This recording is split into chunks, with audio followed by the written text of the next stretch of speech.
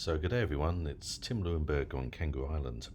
I'm speaking to you today about Sandpiper Australia. So this is a talk given at ACRRM19. Now I'm going to ask everybody to get their mobile phones out and to take a screenshot of the following slide. You'll see there's a QR code, and that QR code links to a Dropbox which contains both this talk but also some other resources pertaining to the role of the rural responder in pre-hospital care. So have a look at the Dropbox and you can see the talk there as well. So I don't know if you know this picture. This is from a famous photo essay by a photographer called W. Eugene Smith. It's won many awards. And what Eugene Smith did was follow a local doctor, a country doctor called Ernest Seriani, through his daily activities. And he followed this clinician for almost 4 weeks in remote Boulder, Colorado. And you know what? 70 years ago, not much has changed. We still look after sick kids. We still syringe wax out of ears.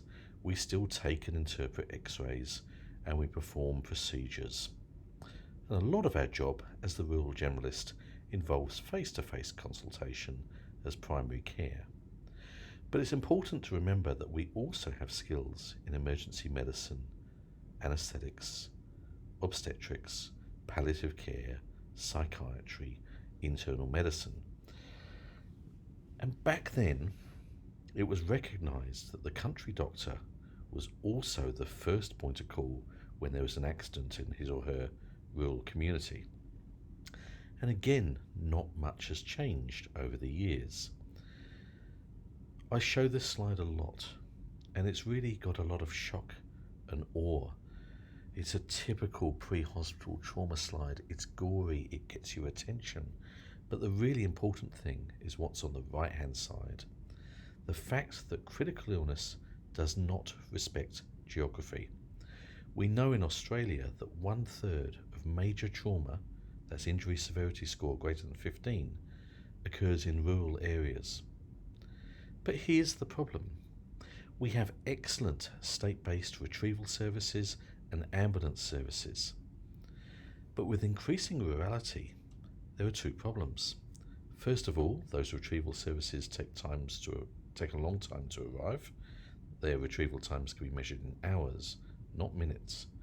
And secondly, with increasing rurality, the ambulance service is frequently volunteer-based or paramedic only, and that means they have treatment ceilings.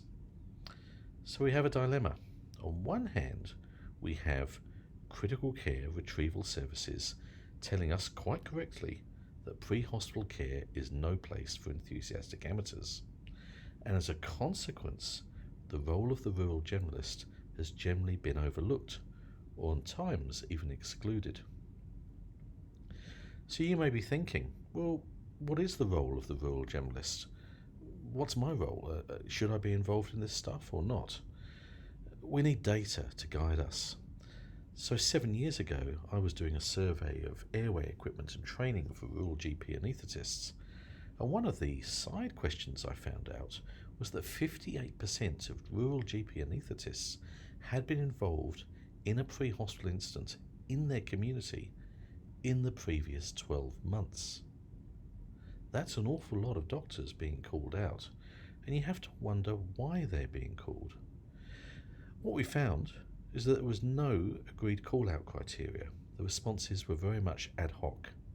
Essentially, the doctors were being called when the local assets were insufficient to the demand of the patient, i.e. there was a treatment ceiling imposed upon the ambulance volunteers or the paramedic. Alternatively, that the incident was so severe that they needed extra hands on deck and retrieval were going to take some time to arrive. So there's no agreed call-out criteria, but there's another problem. They had no standardised equipment.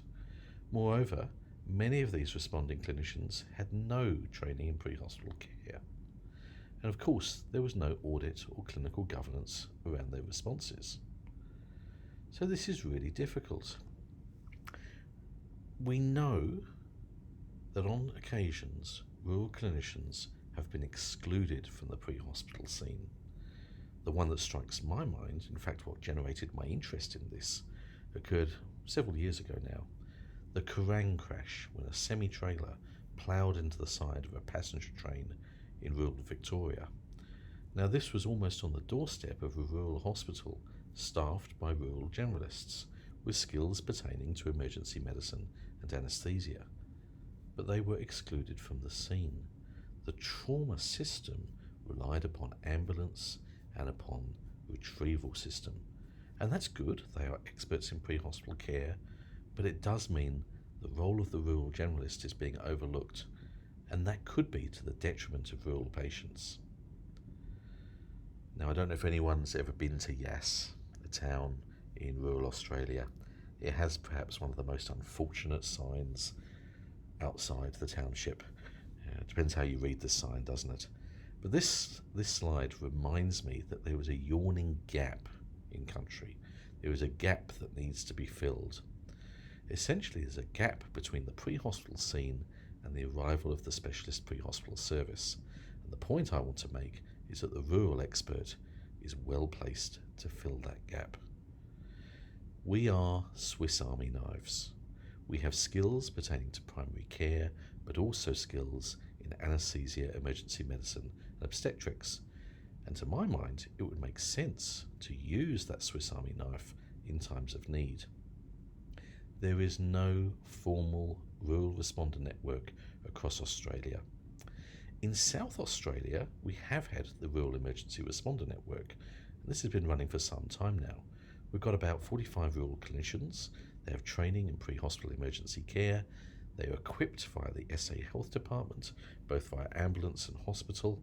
They're activated via pager. It's a voluntary system.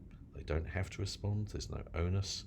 For those of you on Tinder or Grindr, it essentially is the same. You have the option to swipe left and decline a call if you're busy or intoxicated, giving an anaesthetic, or on call for the hospital.